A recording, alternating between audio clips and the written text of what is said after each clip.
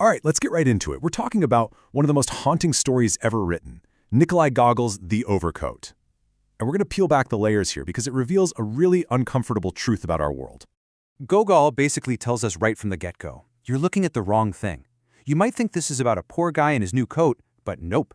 It's actually a deep dive into something way more sinister. How a person can do everything right, follow every single rule, and just disappear, vanish from existence.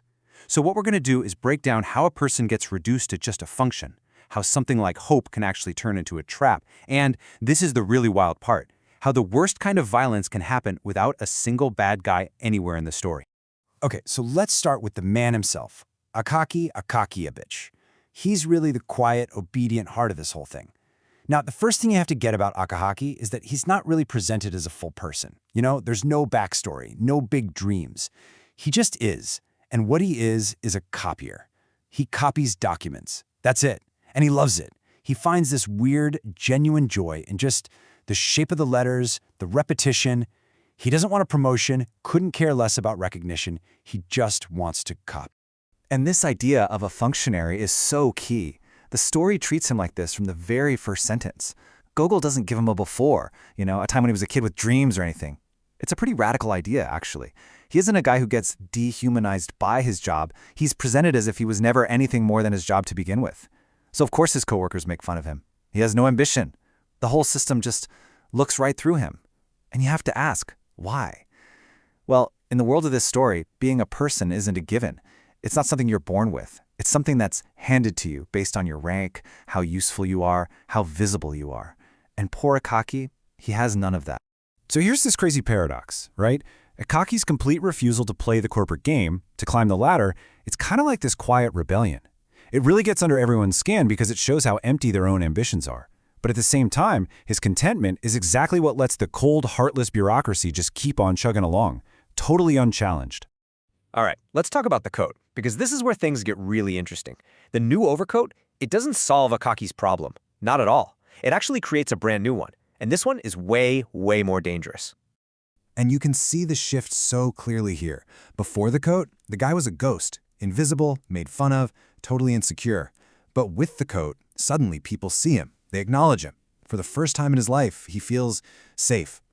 But here's the kicker. Akaky hasn't changed, not one bit. The only thing that's changed is how the world decides to look at it. And this gets us to this powerful idea, conditional dignity. The coat is basically a temporary passport into society. What it shows us is that in this world, respect and recognition are just transactions. You're not seen because you're a person, you're seen because you have the right stuff. Akaky gets to borrow his humanity for a little while, but he never gets to own it. And man, here is the story's chilling warning. That little bit of joy, that moment of finally being seen, it's like taking out a loan. It's a debt. Because the coat makes Akaky visible, sure. But here's the hard truth. Visibility without any actual protection is just exposure. It throws him into a world where he doesn't know the rules, a world he has absolutely no chance of surviving. Okay, now we're getting to the part that's, well, it's really unsettling. The cruelty in this story doesn't come from some mustache-twirling villain. Nope. It comes from the small, casual, everyday stuff that normal people do. See, Gogol is clever. He makes Akaky seem kind of ridiculous, a little funny. We're sort of invited to chuckle at how obsessed he is with copying, how terrified he is of change. But that laughter, it's a trap. It's a tool. It creates distance. And that distance makes cruelty possible. It even makes us, the readers, part of the problem. Which forces us to ask this tough question. The guys in the office who tease Akaky, they aren't evil monsters. They're just coworkers having a laugh. But their jokes, their harmless fun, it reinforces the power structure. It gives them permission to see Akaky as something less than human. And that makes it so much easier for everyone to accept when he's just erased. And all of this leads, of course, to the coat being stolen. It's not some shocking plot twist, is it? It feels completely inevitable. This is what happens when you make someone visible but offer them zero protection. But notice how the story handles this. It refuses to give us a clear villain to blame. The thieves, they have no backstory, no motivation, nothing. They're as impersonal as bad weather. And that's totally on purpose. By making the actual criminals seem random and unimportant, Gogol forces us to look for the real bad guys somewhere else. And here it is. This is the core argument of the whole story. The real crime here wasn't committed by a couple of thugs in an alley. It was committed politely, professionally, by the system itself. I mean, just follow Akaki's footsteps as he tries to get help. First, he goes to the authorities. What do? They just pass him along, following the rules. Then he finally gets to see an important person, some big-shot official. And this guy doesn't just dismiss him, he verbally annihilates him with a lecture about rules and rank. And finally, he's just left to rot. At every single turn, the system gives him the right form to fill out, the right procedure to follow, but not one single drop of human care. And this is the absolute horror of it all. The important person isn't some evil sadist enjoying himself. He's just good at his job. He's doing it perfectly. He speaks the language of bureaucracy and power flawlessly, and by doing so, he completely erases Akaki's humanity. The violence isn't in the cruelty, it's in the correctness. Which brings us to this final, chilling realization. The system didn't fail Akaky. It worked perfectly. It did exactly what it was designed to do. Because its real job isn't to help the little guy. It's to protect its own power structure. So in a way, the most honest thing it could possibly do was leave Akaky to die. So, Akaky dies, just like that. Quietly, no big deal, almost like an error being corrected in a ledger. But then, the story takes this hard left turn into the supernatural. Suddenly, there's a ghost haunting St. Petersburg. And what does this ghost do? It rips overcoats right off the backs of important, powerful men.